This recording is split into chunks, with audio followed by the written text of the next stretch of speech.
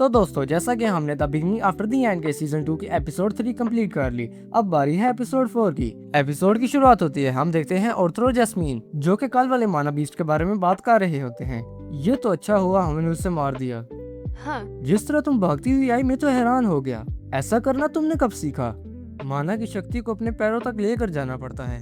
दरअसल ऐसा करना तुमने मुझे बहुत पहले सिखाया था। ओह, मैं तो उसके बारे में भूल ही गया। फिर आगे हम एक आदमी को देखते हैं जो जैस्मीन से बात कर रहा होता है। हाय, कैसी हो जैस्मीन? ये कौन है? ये ब्रैड है, एक ए रैंक एडवेंचरर। सुनकर खुशी हुई कि तुम मुझे जानती हो। दरअसल मुझे तुम्हारी मदद चाहिए। मुझे खजाने के बारे में पता चला है, क्यों ना हम उसे साथ मिलकर हासिल करें। और आर्थर को अंदर ही अंदर से यह आदमी बहुत अजीब लगता है। उसे जैस्मीन को उसके पास देखकर थोड़ा अजीब सा लगता है। और फिर अगले ही सीन में हम देखते हैं आर्थर अपने घर के बैकयार्ड में एडम के साथ खड़ा होता है। वो एडम के साथ ट्रेनिंग फाइट करने लगा होता है। एडम आर्थर से बोलता है, क्या तुम तैयार हो आर्थर? एकदम तैयार हूँ एडम। तो चलो फिर। तभी आर्थर अपने कमाल की स्किल्स भी दिखाता है और फाइट के दौरान माना कोर का भी इस्तेमाल करता है। एडम आर्थर को बोलता है, तुमने तो ब्लॉक कर दिया, बड़ी मुश्किल से। क्या बात है, तुम पहले से ही जानते थे कि मैं ऊपर से वार करूंगा? इसे तुक्का समझ लो। इतने सालों में कोई और ऐसा नहीं कर पाया। तुम और ताकतवर हो गए। शुक्रिया। तभी हम वापस लूकस सेकस के पास आ जाते हैं, जो अपने सिपाहियों के साथ गिल्ड में बैठा हुआ था। मास्टर लूकस, एक दवाई ढूंढने का एडवेंचर आया है। कुछ और बताओ। एक खोए हुए माना बीस को ढूंढते हैं। इसमें कोई मजा नहीं। दरअसल एक जादूगर को शिफ्टिंग में मदद की जरूरत है। पागल हो गए हो क्या?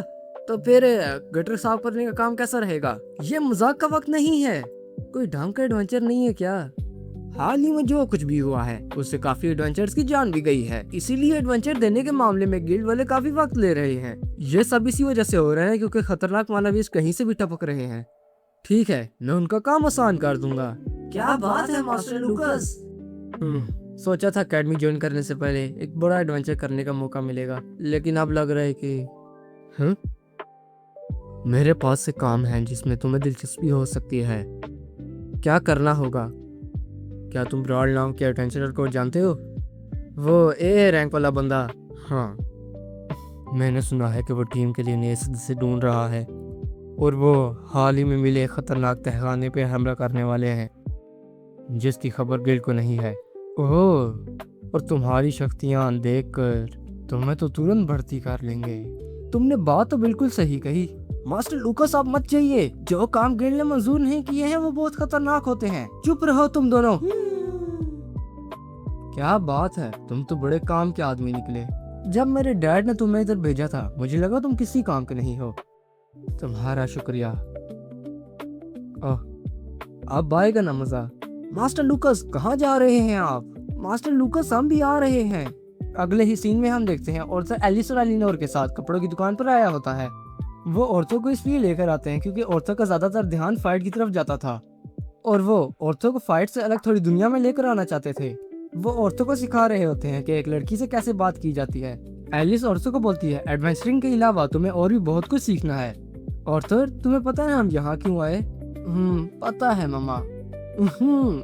सुंदर लग रही हो एलिनोर। और तभी एलिनोर भी बोलती है कि मैं अपनी बर्थडे पर यही सूट पहनूंगी। और फिर एलिस और एलिनोर औरतों को मेकअप और सैंडल की शॉप पर भी लेकर जाते हैं। और तभी हम वापस तेसिया और उसके दोस्तों के पास आ जाते हैं। तेसिया, ये बताओ तुम औरतों से मिली कि नहीं? तुम्हें क्या बताऊं, मिलने ही वाली थी, अचानक कुछ और हो गया। या उससे मिलती तो हमारे साथ चाय नहीं पी रही होती।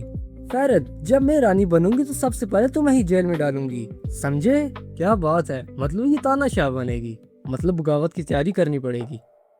हाँ, मैं उससे क्यों नहीं मिल पा रही हूँ? किस्मत नहीं मिलवा रही। मुझे उसकी बहुत याद आ रही है। मैं तो हार मान लेता।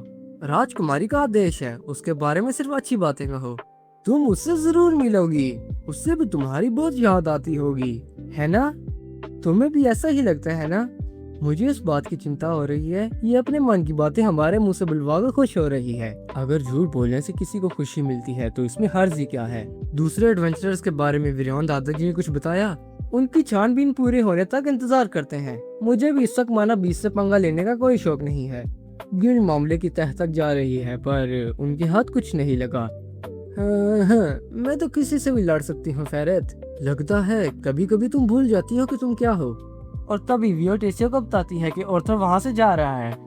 टेसिया के देखने से पहले ही ऑर्थर वहाँ से गायब हो जाता है और तभी हम ऑर्थर के पास वापस आते हैं जो उस रिंग को ढूंढ रहा होता है जो लूकस वेकोस और इलाजा के पास होती है।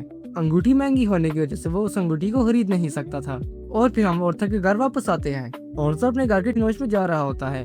वो दरवाजे पे खड़ा ही होता है कि एलिस और एलिनोर उससे अंदर आने का बोलते हैं, लेकिन तभी ऑर्थर को साथ ही जैस्मीन की आवाज आती है, 2 मिनट रुको। ऑर्थर अंदर आता है और देखता है कि जैस्मीन ने नए कपड़े पहने होते हैं और वो बहुत प्यारी लग रही होती है। एलिस ऑर्थर को बताती है कि जैस्मीन का इतने सालों तक तुम्हारे साथ एडवेंचर रहने की खुशी में उन्होंने ये सूट जैस्मीन को गिफ्ट किया है। जैस्मीन तुम क्यूट लग रही हो।